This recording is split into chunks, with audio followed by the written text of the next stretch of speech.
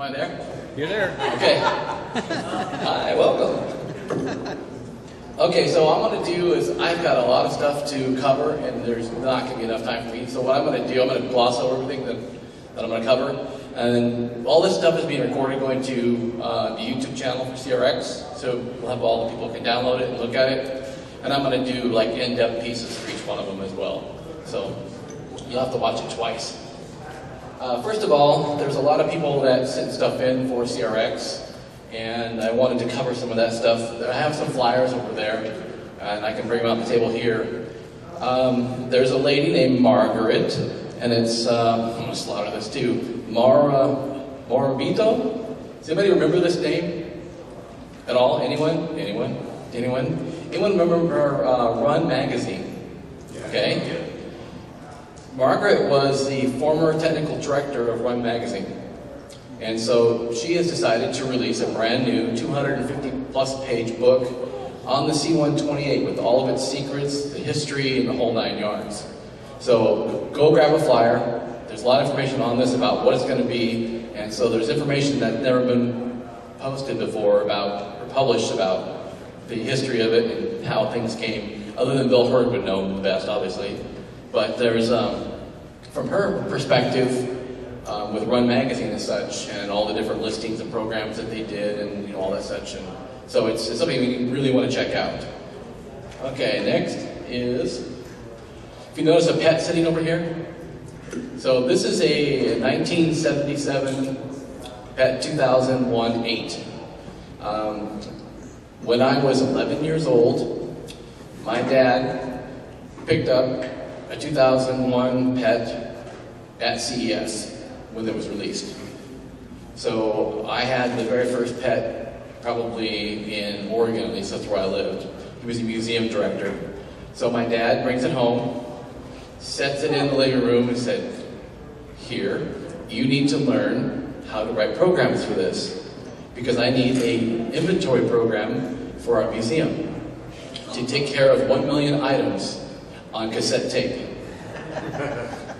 So after writing Asteroid, Space Invaders, Pac-Man, and a lot of other little game programs, after learning it, I actually did this program, and obviously it's not feasible. I mean, today you would need a barcode scanner and, labels and a fast PC and all to do all that stuff. But so the whole idea behind this was that we're going to have 26 cassette tapes, one for each letter of the alphabet, and then some extras for such, and this is how we would have things. And 2 sets of tapes, one for donor names and one for item names, and so you can imagine what chaos that would have been. Now, so mind you, when you power that thing up, it says 7167 bytes free.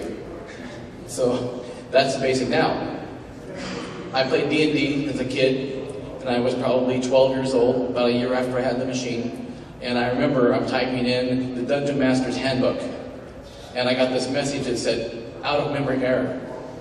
And I thought, no, it's not possible. So I typed in question mark, which is print, and then FRE and 0 in parentheses, and it said 0, and I thought, I have maxed out the computer. It's like I felt like I had finished the internet. It was amazing to me. And then what was not amazing to everyone else in the crew we played Dungeons and Dragons with is that, being the DM, I had to wait for the second part of the cassette to load in order to tell you what was going to happen. Which means it might be 3 or 4 minutes. Like, okay, everybody, but wait, I gotta wait. Now, on the original Pets, take a look at it. Unlike a C2N cassette, there's no counter. So I'm having to figure out where it is by fast forward rewind, and of course it was trial and error, and it just didn't work. So that wasn't something we could actually do. So I have 3 of these blue-faced pets. That's not the original pet that I had as a kid, but it's exactly the same model. And none of them worked. So I started doing a little Googling to figure out what I could do to fix these and what the common problems were, because usually it's just crap on the screen and it's, nothing that works. So I found out there's a couple of different companies that make test boards. And you can get one on Tindy. You ever heard of Tindy? T-I-N-D-I? It's a pet test board. I've got it over there. And I was able to actually fix the pets. And it's kind of a cool little board because it's got dip switches on it. And if you look at a pet, I've got a raw board out of there, you can take a look at it. There's a slew of ROMs, and they're all very, very small ROMs. There's a whole bunch of them. And so you'll see that if one ROM is bad, you don't know which one it is. So let's get dip switches. You can actually isolate which ROM it is. You can isolate RAM that's bad and all that. So you can actually fix your board. That's what I ended up doing. Well, in the process of getting that board, I didn't get a response from these people when I bought it. It's like, oh, I want to have something for CRX. So I contacted a guy from a YouTube video, because I go on YouTube quite a bit with Demetrius and follow him and such. And there's a guy in Italy that makes one, and it's the same kind of board. So I have information for it as well. So if you've got a PET that's broken, and it's an all PET series from the 2001 all the way to 8032s, it'll fix any of these things. So that's something that he also provides some stuff. Now, a few years ago, we were all at Convex, most of us really, and there was a gentleman by the name of Mike, and he goes by BitFixer. You ever seen him? And he brought a PET in, and they had a video digitizer where we take live video stream and it would convert it into PET ski. And so it would give you video, it looked like real video from a distance of all the little characters and stuff. Well, Mike's kind of back into it again, and so he makes a product called a PET disc, and it's an SD card. It plugs into the little parallel port, which is the user port on the PET. It's similar to the 64. So he donated 5 of them for this.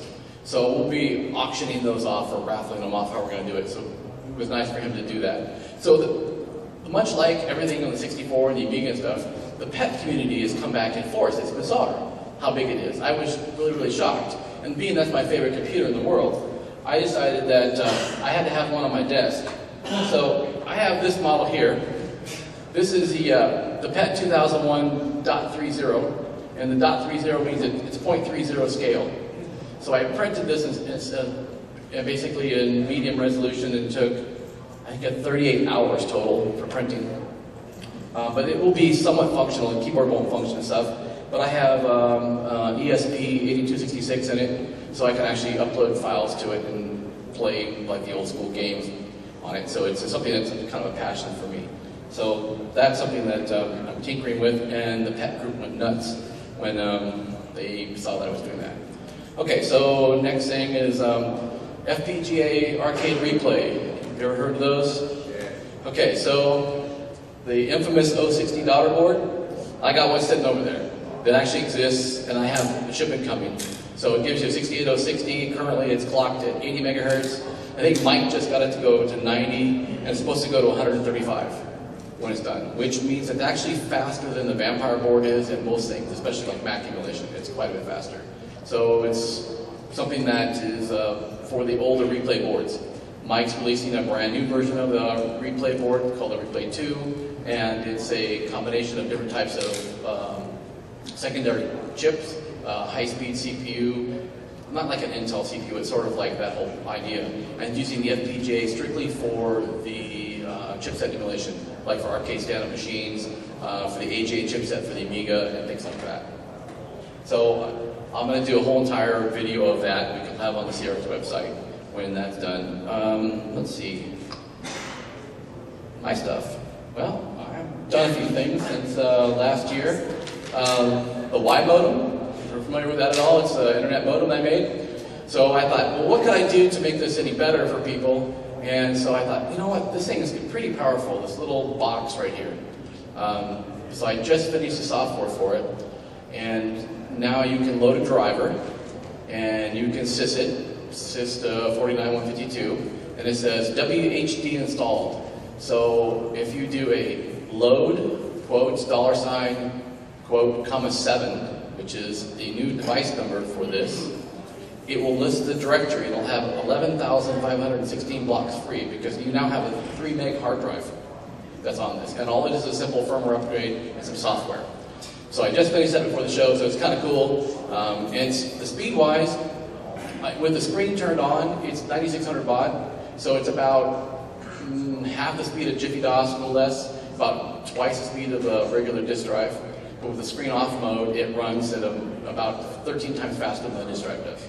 So it's actually pretty quick, you can actually use it. And so you can use it in other programs, you can open and close it just like your regular device, but it's $7 instead of being $8 or 9 or whatever. So, and also it's compatible with the Commodore server software, V1541, so which is $2. So all those devices will coexist together. So if for some reason you get $2, it will exit out itself and let that run.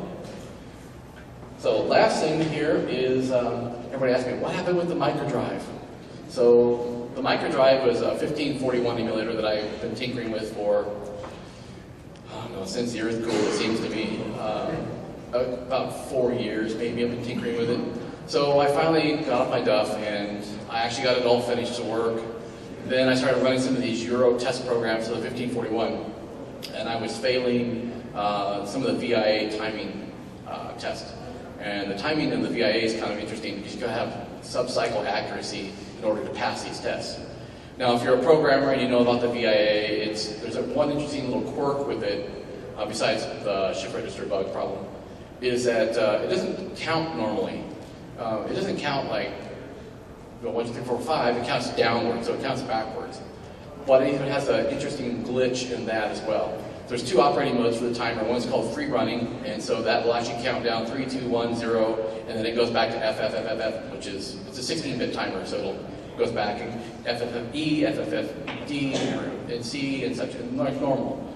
But in the latch mode, it has the ability to count down to a certain thing, and when it reaches down 0, it's supposed to reload the latch with the value you wanted. So let's say if you wanted to trigger an interrupt every 200 cycles, it would count 200, 199, 198, all the way down to 0, and then it would load the latch and re-trigger. That's not how it works.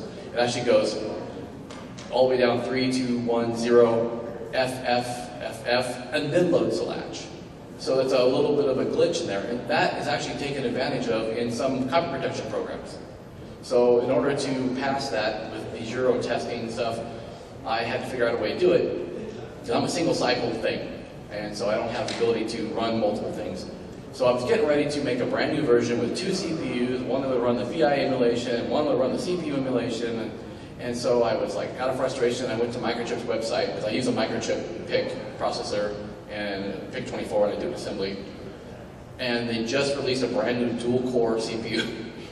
And so I was thrilled. So now I've got the VIA emulation on one side, I've got the CPU emulation on the other side. So I can do a 20 megahertz, 65 watt emulation on one side if I want to, and then the VIAs are perfect on the other side.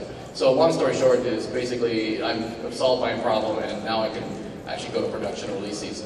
So now I've got a 1581 emulation that's low level, and since I did that, it's got, like Nate was saying, it's got 1571, 1581 have MFM format.